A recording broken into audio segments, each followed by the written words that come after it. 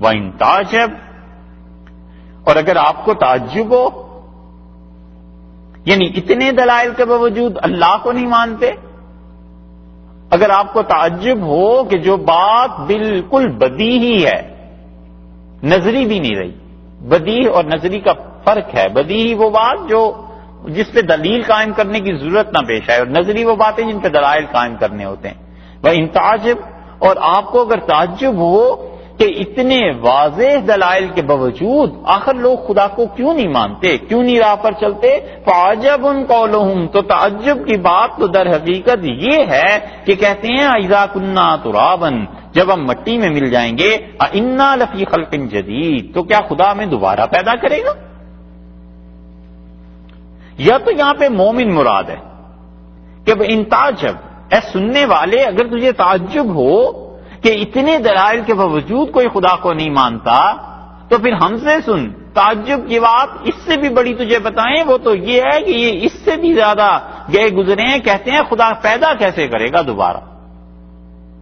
اور یا پھر اس سے مخاطب بعض مفسرین کے نزدیک کافر ہے کہ وہ ان تعجب، اور اگر تمہیں تعجب ہو اللہ کو ایک ماننے میں کہ ایک اللہ اتنے کام کیسے کر لیتا ہے، فَعَجَبٌ قَوْلُهُمْ، تو یہ جو تمہارے دوسرے بھائی ہیں نا کافر، ان کا قول اس سے زیادہ تعجب ہے۔ ہمیں تعجب ہوتا ہے اس بات پر کہ اِذَا كُنَّا تُرَابًا، کہتے ہیں جب ہم مٹی میں مل جائیں گے، اِنَّا لَفِي خَلْقٍ جَدِيدٍ، کیا ہو جائیں گے، لَفِي خَلْقٍ، پیدائش میں، جدید، دوبارہ ہم پیدا ہو جائیں گے، کیا ہم نئے بن جائیں گے؟ ان کو یہ بھی تعجب ہے، غور نہیں کرتے کہ انہوں نے کیا کیا، زمین میں بیج ڈالے اور اس کے بعد پانی اور زمین اور بیج، مٹی، یہ سب چیزیں ملی اور ان سب نے مل کر ایک خوبصورت پھول کی شکل اختیار کر لی، اور بیج نے، پانی اور مٹی اور ہوا نے مل کے ایک درخت کی شکل اختیار کر لی۔ جو کھجور وجود میں آئی ہے، جو انگور وجود میں آیا ہے، کہ یہ وجود پہلے تھا؟ نہیں تھا۔ اللہ نے اس وجود کو ان 4-5 چیزوں کے ملنے کی وجہ سے ایک نیا وجود دے دیا، مٹی مل گئی، پانی مل گیا، ہوا مل گئی، بیج مل گیا، اور اللہ نے فضل فرمایا اپنا، اور اس نے ان 4-5 چیزوں سے ایک نئی چیز پیدا کر دی۔ یہ انہیں سمجھ نہیں آتی، اگر آ جائے تو پھر انہیں اس میں بھی تعجب نہیں ہونا چاہیے کہ جتنے لوگ بھی دنیا میں مر جاتے ہیں، قبر میں پہنچ جاتے ہیں، کھپ جاتے ہیں، بظاہر فنا ہو جاتے ہیں، اصل اللہ کا حکم جب آئے گا کہ یہ سب کے سب کھڑے ہو جائیں تو یہ کیسے اپنی قبروں سے نہیں نکلیں گے؟ یہ بھی اس زمین میں کیسے نہیں آئیں گے؟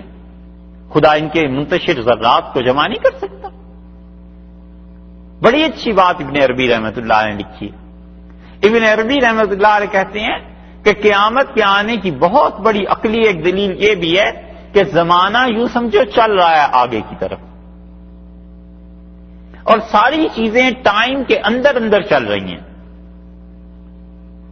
اور جب اینڈ ہو جائے گا زمانے کا تو اللہ تعالیٰ اسی کو ریورس میں چلا دیں گے اور کہیں گے ہاں بھئی پچھلے سال کے آؤ، پھر اس سے پچھلے سال، پھر اس سے پچھلے سال، تو وہ جب زمانہ پیچھے کی طرف چلے گا تو جتنی بھی چیزیں زمانے میں تھیں وہ بھی ساری موجود ہو جائیں گی۔ مثلا یہ تو انہوں نے لکھا ہے اصول کی بات، 2000 میں کیا ہوا، آج 2004 میں، 2010 میں قیامت آ گئی تو حکم ہوا کہ 2010 سے شروع کرو، 9، 8، 7، 6، 5 پیچھے چلتے جاؤ، جتنا جتنا پیچھے چلتے جائیں گے چیزیں بھی اپنے اپنے وجود میں آتی جائیں گی۔ وہ کہتے ہیں ایسے بھی ہے کہ قیامت اور اللہ کی تخلیق ایسے بھی ہے اور ایسے بھی ہے کہ اللہ نے فرمایا ہے انہیں تعجب ہوتا ہے اس بات پہ، تعجب کی بات تو یہ ہے، حد ہو گئی بھائی، کہتے ہیں کہ اللہ کیسے پیدا کرے گا؟ ارے جیسے تمہیں خدا نے دیکھا ہے اتنی چیزیں پیدا کر کے دی ہیں، اللہ تمہیں دوبارہ کیوں نہیں پیدا کر سکتا؟ اولئک الذین کفروا بربہم، یہ وہ لوگ ہیں جنہوں نے کفر کیا ہے اپنے پروردگار کے ساتھ۔ 3 شبہات یہاں پہ پیدا ہوتے ہیں۔ پہلا شبہ ہے اور اللہ نے اس کا جواب دیا۔ پہلا شبہ کیا تھا؟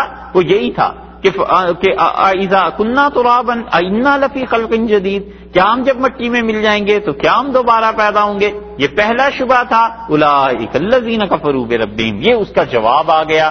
تین شبہات ہیں اور تینوں کا جواب اللہ تعالیٰ نے آگے دیا ہے. تو اللہ نے فرمایا ہے کہ اصل بات یہ ہے کہ یہ اپنے رب کو مانتے نہیں، اللہ کی قدرت نہیں مانتے. اگر اللہ کی قدرت کو مانتے ہوتے تو انہیں اس بات پر تعجب بھی نہ ہوتا. یہ جتنے لوگ بھی معجزات کا انکار کرتے ہیں نا، اس کی ایک وجہ یہ بھی ہے کہ یہ خدا کی قدرت کو نہیں مانتے. انبیاء علیہ السلام کے جتنے معجزات صحیح سند سے ثابت ہیں، اولیاء اللہ کی جو کرامات صحیح سند سے ثابت ہیں، یہ صحیح ہے. حق بنتا ہے کسی کا بھی کہ کوئی کہے صاحب یہ جو رسول اللہ صلی اللہ علیہ وسلم کا معجزہ یا کسی بزرگ کی کرامت آپ بیان کر رہے ہیں، اس کو کہاں لکھا ہے، کون سی سند ہے آپ کے پاس، یہ تو حق بنتا ہے کہ بات کی تحقیق کر لے. اور تحقیق کے بعد جب ثابت ہو جائے کہ یہ بات بالکل سچ ہے تو اب نہ ماننے کے کیا معنی ہے بھی؟ اب نہ ماننے کے یہ معنی ہے کہ وہ اللہ کی قدرت پر یقین نہیں رکھتا کہ اللہ اس بات پر قادر نہیں. وہ سمجھتا ہے اللہ کو بھی قدرت نہیں ہے والعیاذ باللہ، کیونکہ ولی کے اپنے بس میں کرامت نہیں. حتیٰ کہ نبی علیہ الصلوۃ والسلام، تمام انبیاء علیہ الصلوۃ والسلام، معجزہ ان کے اپنے بس کی چیز تھوڑی.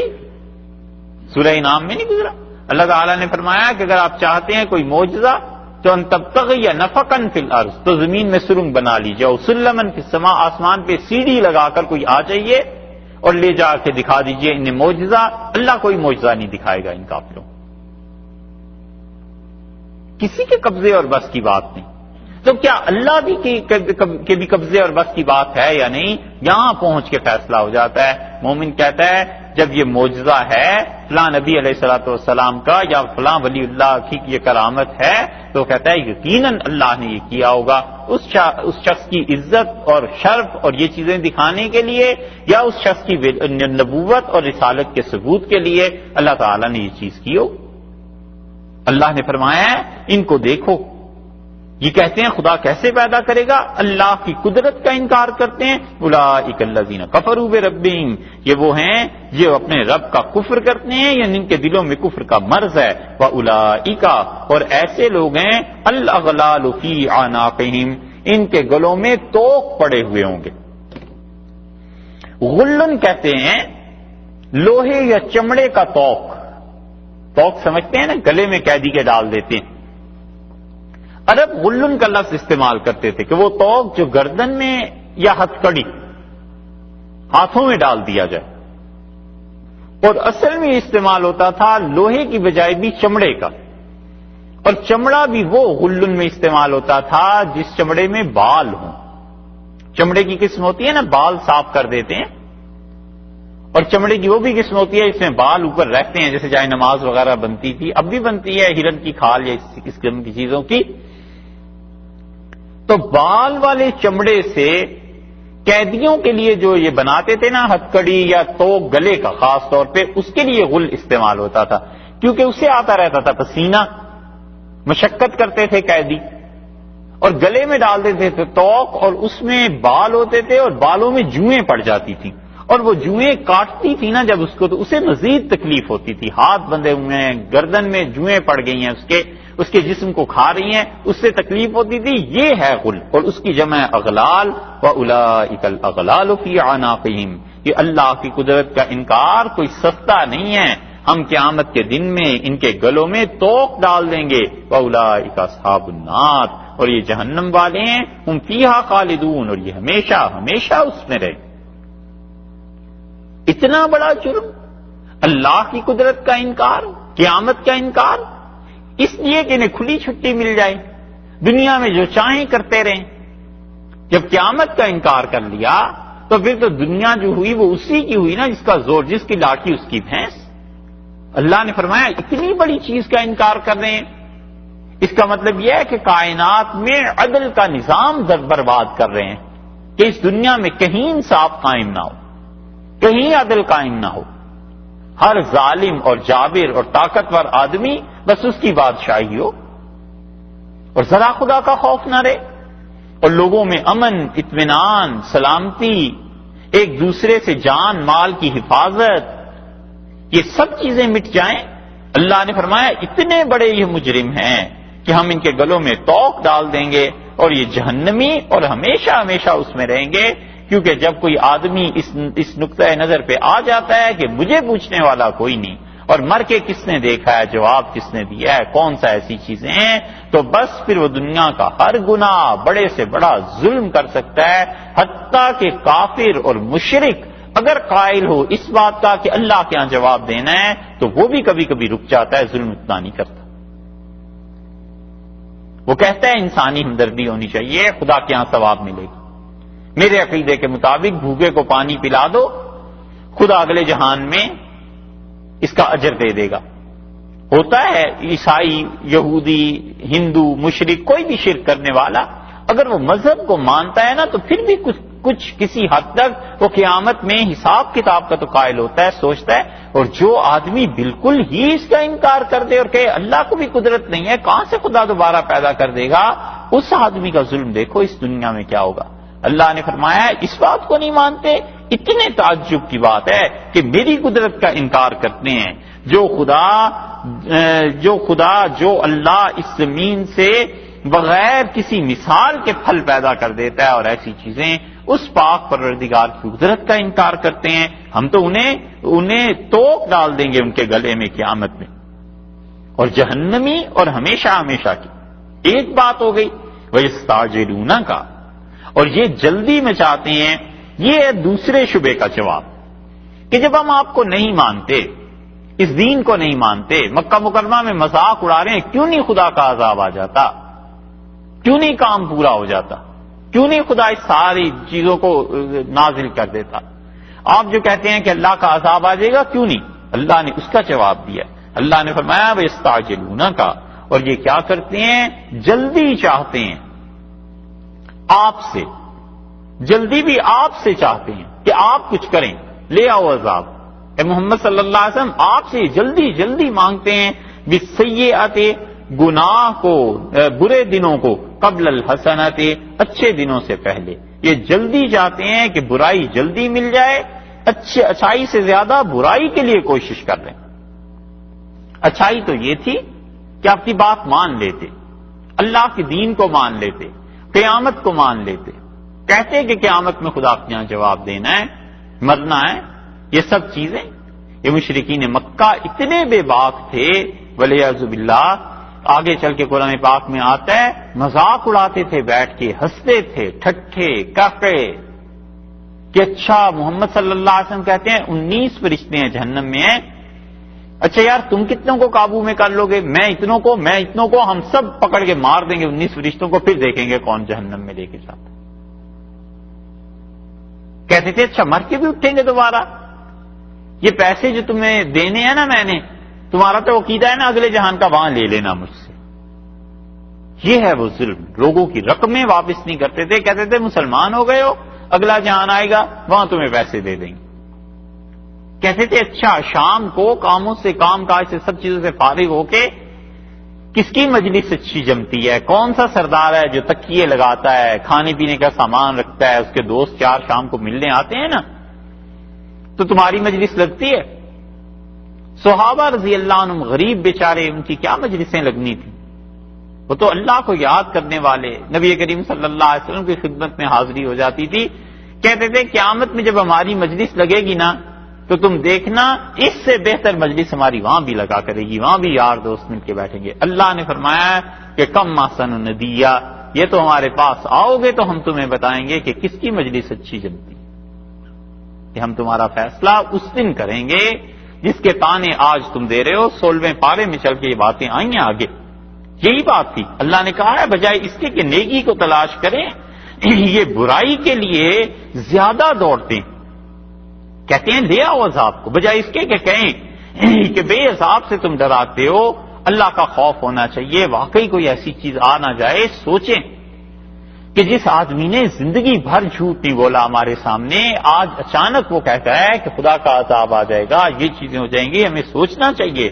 لیکن ان کی عادت، طبیعت اتنی بری ہو گئی کہ کہتے ہیں برائی کے لیے قبل الحسنات، اچھائی سے پہلے، وقد خلت، حالانکہ گزر چکی ہیں، من قبلہم، ان سے پہلے، مسئلات، بہت ہی عبرت کے واقعات، مسئلہ عبرتناک سزا، ایسی سزا جسے دیکھ کر لوگ عبرت پکڑیں، ایسی سزا جس کو دیکھ کر لوگ آئندہ ہیبت، ڈر، خوف کی وجہ سے مقابلہ نہ کریں۔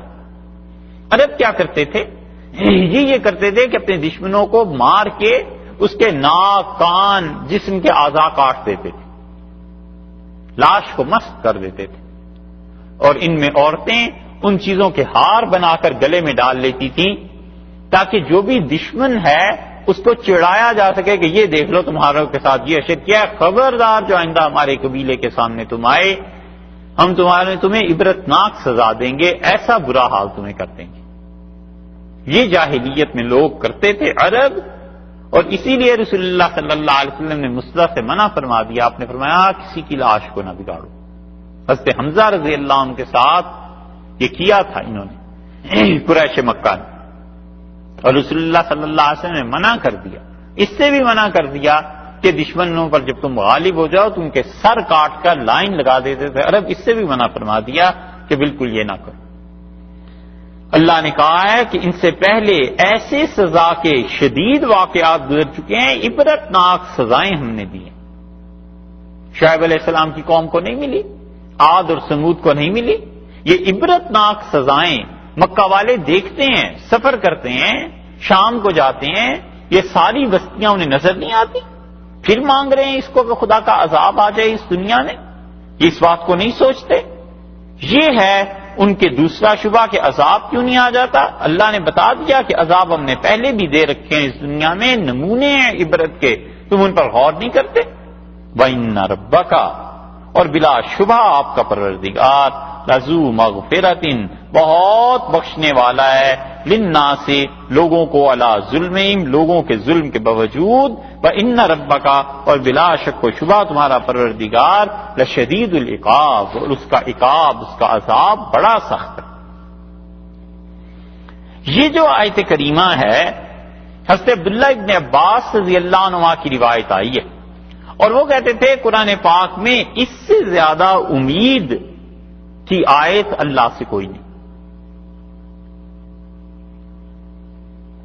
اور وہ فرماتے تھے سب سے زیادہ امید جو اللہ سے قائم کرتی ہے، ارجا، کہتے تھے لیس فی القرآن آیۃ ارجا من ہذہ، قرآن پاک میں اس سے زیادہ اللہ سے امید دلانے والی آیت کوئی نہیں۔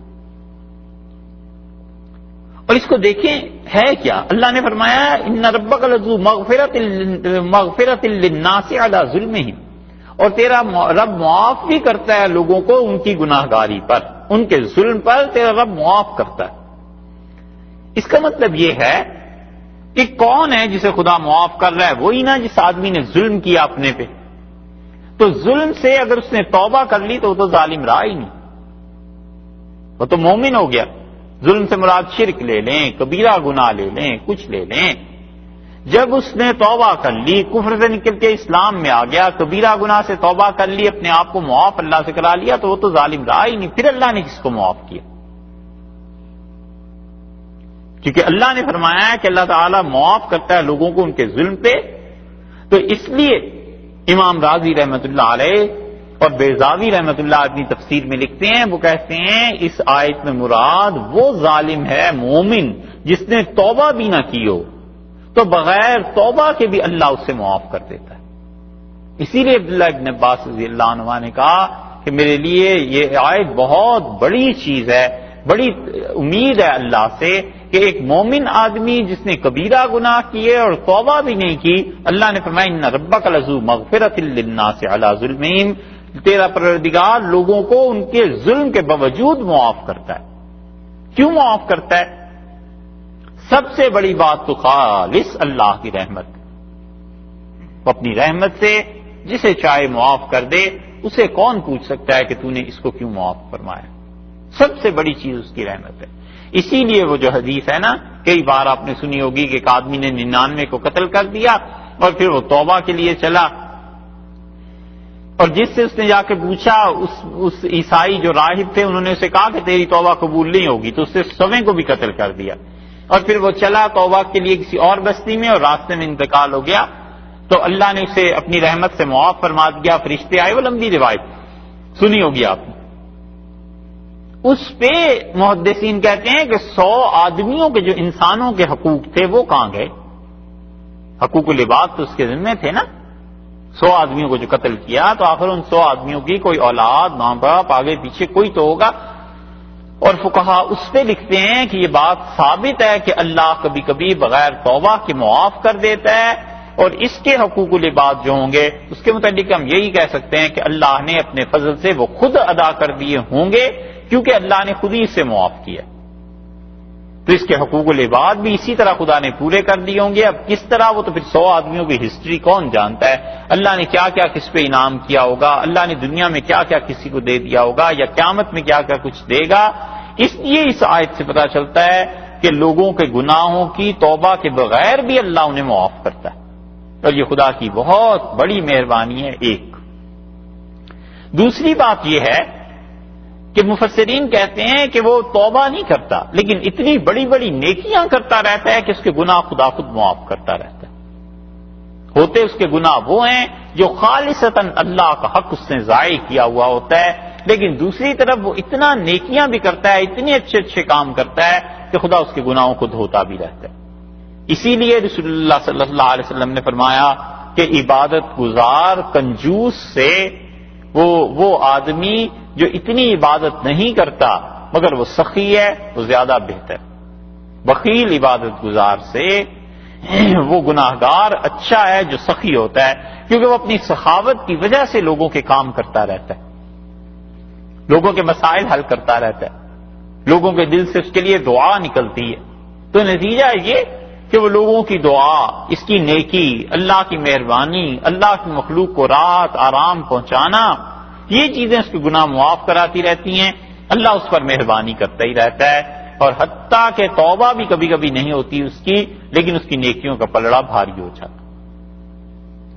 ایک اور تفسیر اس کی ہے، اور یہ جو عرض کر رہے ہیں نا کہ بغیر توبہ کے معاف ہوتے ہیں، ابن کثیر رحمۃ اللہ نے اپنی تفسیر میں اس آیت کے ضمن میں لکھا ہے. وہ حسن بن عثمان رمادی رحمۃ اللہ علیہ کا ذکر کرتے ہیں کہ حسن بن عثمان رمادی رحمۃ اللہ علیہ کہتے تھے کہ میں نے خواب میں نبی کریم صلی اللہ علیہ وسلم کو دیکھا اور وہ اپنے کسی گناہگار امتی کی اللہ سے سفارش فرما رہے تھے، شفاعت کے لیے درخواست پیش کر رہے تھے کہ یہ میرا امتی ہے، اس کے گناہ معاف کر دیں.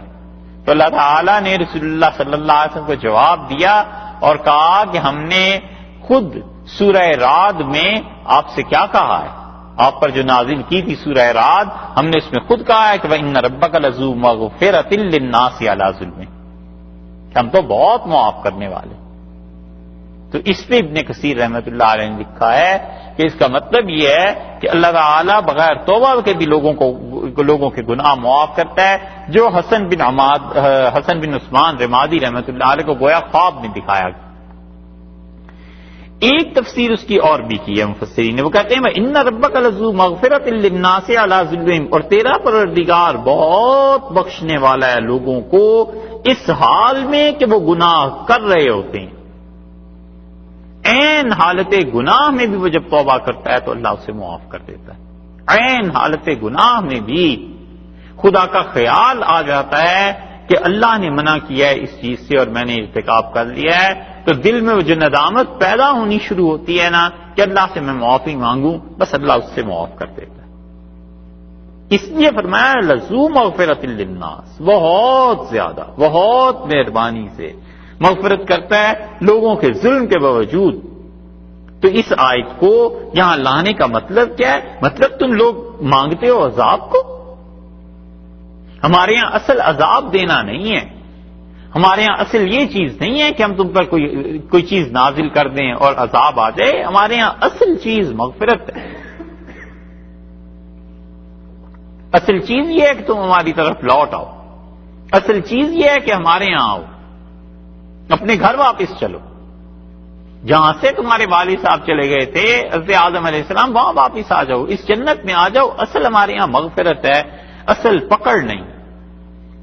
اس لیے ساری شریعت میں یہی ملے گا کہ اللہ کے ہاں اصل چیز لوگوں کو گناہ پہ سزا دینا نہیں ہے، اصل چیز نبی کریم صلی اللہ علیہ وسلم نے بتایا لوگوں کو ان کے گناہوں پہ معاف کرنا ہے، یہ اصل ہے. اتنی بڑی بات حضرت ابو ایوب انصاری رضی اللہ عنہ نے بتائی، اور حضرت ابو ایوب انصاری رضی اللہ عنہ کا انتقال ہوا قسطنطنیہ میں۔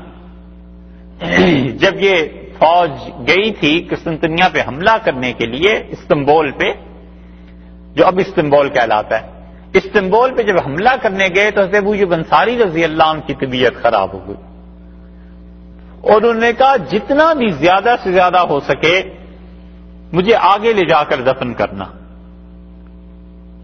اور حضرت ابو ایوب انصاری رضی اللہ عنہ کا جب انتقال ہونے والا تھا تو انہوں نے کہا اگر مجھے وہ حدیث یاد نہ آتی جو رسول اللہ صلی اللہ علیہ وسلم نے فرمایا ہے تو ایک بات ان کی ایسی ہے جو میں تمہیں کبھی نہ بتاتا۔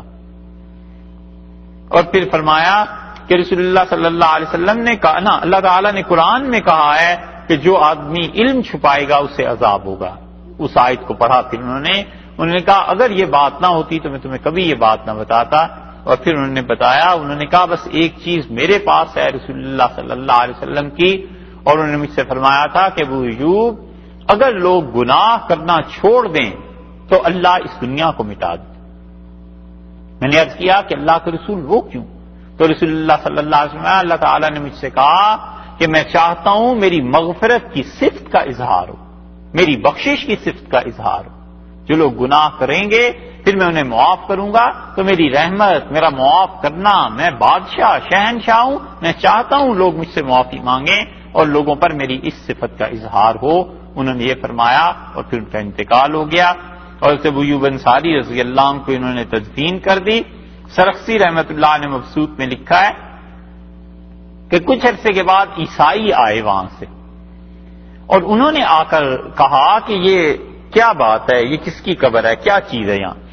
تو ہم نے انہیں بتایا، تو انہوں نے کہا ہم اپنے لشکر میں دیکھتے ہیں یہاں پر رات جب ہوتی ہے اندھیرا تو ہمیں نظر آتا ہے یہاں کوئی نور اترتا ہے، آسمان سے کوئی چیز آتی ہے، اس لیے تم سے پوچھنے آئے ہیں کہ یہ کیا ہے۔ حضرت ابو ایوب انصاری رضی اللہ عنہ کی قبر ابھی تک محفوظ ہے وہاں، اس لیے اللہ نے بتایا ان ربک لذو مغفرۃ للناس علی ظلم، تیرا پروردگار لوگوں کو بہت معاف کرنے والا ہے، وَإِنَّ رَبَّكَ لَشَدِيدُ الْعِقَابِ، اور تیرا اللہ جب پکڑتا ہے اس کی پکڑ بھی بڑی سخت، وہ جب پکڑ لے اور کسی چیز پر لوگوں کو سزا دینے پہ آ جائے پھر اسے روک بھی کوئی نہیں سکتا۔ عقب کہتے ہیں پیچھے ایڑی کو، تو لوگ اتنے بھی نہ ڈر نہ ہو جائیں کہ اللہ کی نافرمانی کرنے لگیں اور اس کی مغفرت پر تکیہ کر کے بھروسہ کر کے اسی کے احکامات کا مذاق اڑانے لگیں۔ اللہ نے کہا ہے ایسے بھی نہ ہونا چاہیے۔ دو باتیں، تیسرا شبہ یہ آ گیا کہ اچھا تم سچے نبی ہو، کوئی معجزہ دکھاؤ۔ ولیعوذ باللہ ان کے یہاں تو فرمائشی پروگرام چلتے تھے نا، کوئی کام نہیں ہے گویا اٹھے اور کوئی معجزہ دکھاؤ، اٹھے اور کوئی معجزہ دکھاؤ۔ اسی لیے ان منافقوں کے ہاں بھی یہ اس حد تک بےہودگی بڑھ گئی تھی کہ رسول اللہ صلی اللہ علیہ وسلم کے سامنے ایک آدمی نے لا کے اپنی اونٹنی کھڑی کر دی اور کہنے لگا بتاؤ اس کے یہاں کیا چیز پیدا ہوگی، اونٹ یا اونٹنی، اس کا بچہ کیا ہوگا؟ اور رسول اللہ صلی اللہ علیہ وسلم کو اس پہ غصہ آیا اور اللہ تعالیٰ نے آیت نازل کر دی۔ اللہ نے کہا کہ ان سے یہ کہ پوچھیں آپ سے، اللہ نے فرمایا ایمان والو نہ پوچھا کرو رسول اللہ صلی اللہ علیہ وسلم سے زیادہ باتیں، اور اگر تم باز نہیں آؤ گے اس روش سے تو اللہ انہیں بتا دے گا، اور پھر جب یہ جواب دیں گے تو تمہیں اس سے دکھ ہوگا، تکلیف ہوگی، کیوں راز سے پردے اٹھاتے ہو؟ جو راز ہیں انہیں راز ہی رہنے دو۔ اور رسول اللہ صلی اللہ علیہ وسلم کھڑے ہوئے اور آپ نے کہا کہ ما دمت فی مقامی ھذا، میں جب تک اس جگہ پر کھڑا ہوں خدا کی قسم تم میں سے جو آدمی مجھ سے جو پوچھے گا میں اس کا جواب دوں گا۔ حضرت ابو حذیفہ رضی اللہ عنہ سے غالباً یہی تھے، انہوں نے کہا اللہ کے رسول میں آپ سے پوچھنا چاہتا ہوں میرا باپ کون ہے؟ رسول اللہ صلی اللہ علیہ وسلم نے فرمایا تیرا باپ وہی ہے جو تیری ماں بتاتی ہے، جھوٹ بولتے ہیں لوگ تیرے بارے۔ اور وہ اتنا شدید غصہ تھا رسول اللہ صلی اللہ علیہ وسلم کو، حضرت عمر رضی اللہ عنہ آگے بڑھے اور انہی کی اتنی ہمت ہو سکتی تھی، اور کس کی اتنی ہمت ہوتی، انہوں نے گھٹنے پکڑ لی، ان کا اللہ کے رسول جانے دیں، چھوڑیں اس بات، ہم اس پہ خوش ہیں کہ اللہ ہمارا رب ہے اور آپ خدا کے یقیناً سچے رسول ہیں، آپ جانے دیں اس بات کو۔ تو رسول اللہ صلی اللہ علیہ وسلم کا غصہ اس لیے تھا کہ لوگوں نے ان چیزوں کو تماشے بنا لیا، اور وہ اتنی تیزی سے خبر پھیلی مدینہ منورہ میں کہ وہ صحابی رضی اللہ عنہ بھی گھر نہیں پہنچے تھے، ان کی والدہ کو کسی نے جا کے بتا دیا کہ آج آپ کے بیٹے نے یہ چیز پوچھی ہے۔ تو کہتے ہیں جب وہ گئے تو ان کی والدہ دروازے پہ کھڑی تھیں اور انہوں نے کہا بیٹے آج تو نے ایسی چیز پوچھ لی، اور اگر تیری ماں نے کوئی گناہ کیا ہوتا تو اللہ کی قسم آج تو نے میری ناک کٹوا دی تھی۔ ان کا میری ماں رسول اللہ صلی اللہ علیہ وسلم جھوٹ نہیں بولتے، اگر وہ میرا نسب کسی حبشی کے متعلق جوڑ دیتے کہ فلاں سیاہ آدمی کی اولاد ہوں تو میں کہتا وہی سچ کہتے ہیں تم جھوٹ کہتے، کہا وہ جھوٹ نہیں بولتے۔ اتنا اعتماد تھا لوگوں کو رسول اللہ صلی اللہ علیہ وسلم کی زبان پہ، اور یہ کفار آئے دن یہی بات کوئی معجزہ دکھا دے، کبھی کہتے تھے یہ مکہ کے پہاڑ سونے کے کیوں نہیں بن جاتے، کبھی کہتے تھے یہاں پہ ایک چشمہ لا دو، اربوں میں پانی کی بڑی تکلیف ہے، یہاں پہ ایک دریا بہا دو، اللہ سے یہ کہہ دو، اللہ سے کہو آسمان سے کوئی چیز ہمارے سامنے نازل کرے ہم اپنی آنکھوں سے دیکھ لیں۔ 15ویں پارے میں فرمائشی پروگرام سارے آئے ہیں، اللہ نے وہاں بھی ان کے متعلق کہا ہے کہ یہ کیسی باتیں کرتے ہیں۔ یہاں وَيَقُولُ الَّذِينَ كَفَرُوا، اور یہ کافر کہتے ہیں لَوْلَا أُنزِلَ عَلَيْهِ، کیوں نہیں محمد صلی اللہ علیہ وسلم پہ نازل ہوتا آیۃ من ربہ، اس کے پروردگار کی طرف سے کوئی معجزہ جس کی ہم فرمائش کرتے ہیں، کیوں نہیں اللہ اس کو دیتا؟ اللہ تعالیٰ نے اس کا اصولی جواب دیا اور اللہ نے فرمایا انما انت منذر، آپ ان سے کہیے میں تو تمہیں شفقت کے ساتھ ڈرانے والا ہوں، میرا کام یہ نہیں ہے کہ معجزات دکھاؤں، نبوت کا اصل کام یہ ہے کہ اللہ کے بندوں کی شفقت کے ساتھ رہنمائی کرے اللہ کی طرف اور محبت کے ساتھ، ڈرائے تو بھی شفقت کے ساتھ محبت کے ساتھ۔ میرا اصل کام تو یہ ہے، میرا یہ کام نہیں ہے کہ میں تمہیں معجزات دکھاؤں اور مجبور ہو جاؤ تم اسلام لانے پہ، میرا اصل کام اللہ کی طرف رہنمائی کرنا ہے۔ اسی لیے رسول اللہ صلی اللہ علیہ وسلم کا ایک نام منذر بھی ہے، کیونکہ اللہ نے انہیں یہاں فرمایا انما انت منذر، اور آپ شفقت محبت کے ساتھ ڈرانے والے ہیں لوگوں کو اللہ کی گرفت سے، قیامت کے دن سے، پرسش سے کہ آئندہ جہان میں کیا ہوگا۔ وَلِكُلِّ قَوْمٍ هَادٍ، اور ہم نے ہر قوم میں ہدایت کے لیے لوگوں کو بھیجا ہے۔ یہ ہے وہ آیت جس پر وہ ساری بحث بیس کرتی تھی جو آپ سے پہلے عرض کر دی تھی۔ شاہ ولی اللہ رحمۃ اللہ کی طویل عبارتیں سنائی تھی نا حجت اللہ سے، کہ انہوں نے کہا کہ نبوت ہوتی ہے اور انبیاء علیہ الصلوۃ والسلام دنیا کے ہر علاقے میں بھیجے گئے۔ مفسرین یہاں پر کہتے ہیں کہ بہتر رائے یہ ہے، زیادہ احتیاط کی بات یہ ہے کہ ہم یہ کہیں کہ ہر علاقے میں اللہ تعالیٰ نے ہدایت کے لیے لوگوں کو بھیجا ہے، یا تو وہ ڈائریکٹ اصالتاً رسول تھے یا رسولوں کے علیہ الصلوۃ والسلام ان کے نمائندے تھے، دونوں صورتوں میں ہدایت کی، عیسیٰ علیہ السلام تھے یا ان کے حواری تھے۔ نبی کریم صلی اللہ علیہ وسلم پہ خیر نبوت ہی ختم ہو گئی، ان کے بعد تو صحابہ کرام رضی اللہ عنہم تھے، یا پچھلے انبیاء علیہ الصلوۃ والسلام میں بھی یا نبی تھے علیہ الصلوۃ والسلام وہ علاقوں میں بھیجے گئے، یا آگے ان کے جو نمائندے تھے وہ جا کر ہدایت کی بات کرتے رہے۔ اس لیے اللہ تعالیٰ نے فرمایا وَلِكُلِّ قَوْمٍ هَادٍ، اور ہر قوم کے لیے اللہ نے ہادی بھیجے ہیں، رہنما بھیجے ہیں جو اپنی قوموں کو اللہ کی طرف بلائیں۔ یہ ساری بات ہو گئی۔ اللہ تعالیٰ نے پھر اس کے بعد دوسری عقلی دلیل شروع کی ہے۔ اللہ نے بتایا ہے کہ تم لوگ اللہ تعالیٰ کی توحید کے، اس کی وحدانیت کے، ان چیزوں کے قائل نہیں ہو۔ اللہ کیا ہے؟ اس نے بہت سے دلائل دیے اپنے ہونے کے، اب ہم اور دلائل دے دیتے ہیں۔ اللہ یعلم، اور لوگوں اللہ ہی ہے، بس وہی جانتا ہے۔ 10 منٹ ٹھہرے۔